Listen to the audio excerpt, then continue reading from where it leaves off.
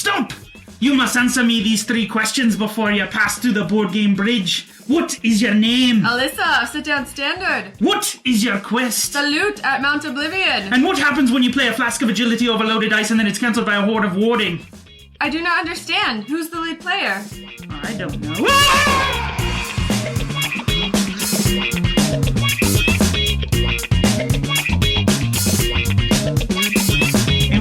Live, folks. Welcome to the Sit Down Standards Kickstarter Preview. My name's David Bray. I'm joined as always by my favorite board gamer, my wife, Alyssa Bray. Hello.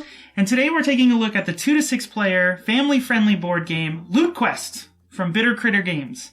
In this game, players are going to be competing on an epic contest to become the sole heir of the king. But guess what? It's not so easy. You're going to have to fight monsters. You're going to have to go on epic quests before you get to the base of Mount Oblivion to take the loot for your own. But before we determine the victor, let's find out what's included in the game. Alyssa, take it away. All right. In this game, you're going to have a board that you'll be playing on with a track. And on this track, you'll be following its 3 different colors, and it will take you to Mount Oblivion. First player to reach it will win the game. And then you also are going to get player boards that will keep track of your power, your money, and also your morality. And on these player boards, there's different heroes you can choose to play for the game. There's also monster cards. These are the cards you'll draw when you land on the board. If you land on a monster space, this is the card that will be drawn, and this is the monster you'll have to fight. Yes. Yes. And that's where your power comes into play.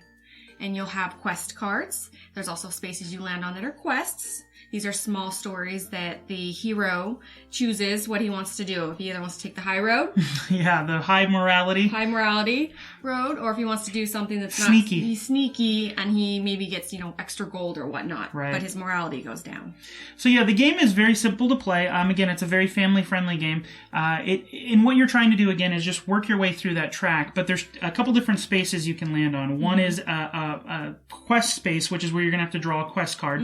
And again, there's 3 different colors of spaces that you can land on: green, yellow, and red. And then each level gets harder and harder. Yeah, so the quest cards, there's a ton of quest cards already included in the game, but each of them essentially have 3 quests on them depending on what color you land on. And as you play more, the quests get more and more difficult. Right. But in addition to landing on a quest, you can also land on a monster space. And this is where you're going to have to draw those monster cards and fight them.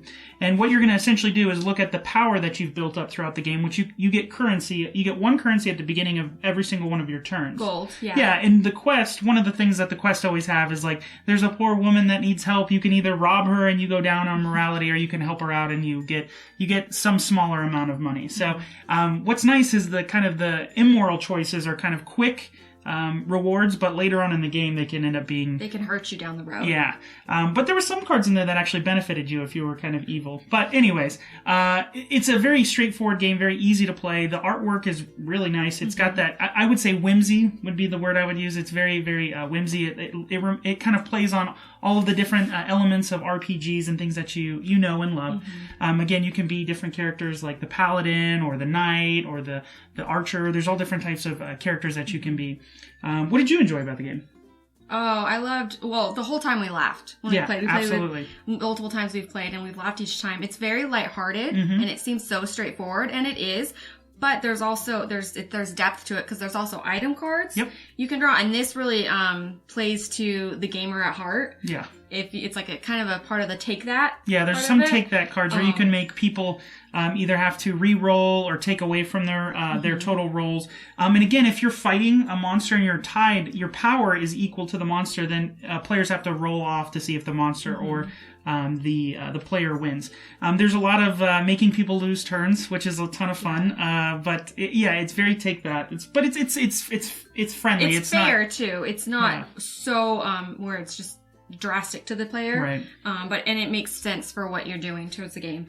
And on the beginning of each of your turns, you have choices. So you roll your dice and you move forward on the track, and then you gain your gold, and then you can choose to buy an item at the beginning of each of your turns for 1 gold, or you can also buy power for 3 gold. And this is crucial because you need that power stacked up because the monsters get stronger and stronger as the track goes on, each by color. Right, and if you lose to a monster, it's a pretty bad penalty. Yeah, and there are item cards that help you gain one-off where you can gain 3 extra power, but that's a one-time thing, and monsters are going to come up more than once in this game. Absolutely. Yeah. Again, it's very lighthearted, but the game does still give you choices, which is great. So it's good for kids. Kids would be able to pick it up, but we played with a bunch of adults and we had a ton of time, ton of great time. And it's well balanced, actually. I took the lead right out of the gate. I was very far ahead. He was so far ahead, so then we all started using, we got him good on item cards. Lose a turn or this or that. I lost a bunch of turns. And you would think he would have fallen behind, but it really stayed, it helped us catch up, but you stayed in the game where I was like, you're still in it. Yes, I still was in it the whole time. Yeah. Now, the photos that we're showing you here, we had a chance to check out a print and play version. Now, they are currently on Kickstarter. Well, actually, what we'll do is we'll put a link right here. So if you click this will take you to their Kickstarter page where you can learn more about it. Right now, you can pledge $60. That gets you a copy of the game, and that includes shipping throughout the United States. Domestic shipping is included with that. It's a great game if you have kids and you kind of want to introduce them into something a little bit heavier than kind of the classic kid games that are out there. It gears them into kind of playing some of the bigger games like we love, like Lords of Waterdeep, all those RPG, fantasy, high fantasy inspired games. This is a great starter, and it's still fun to play. For as much as we love heavy games, I want to play this again. We had so much fun playing this game, so Absolutely. It's definitely going to become a rotating game we play. Definitely. So that is Loot Quest from Bitter Critter Games. Just click the link if you want to check out more at their Kickstarter page. Until next time, bye. See ya.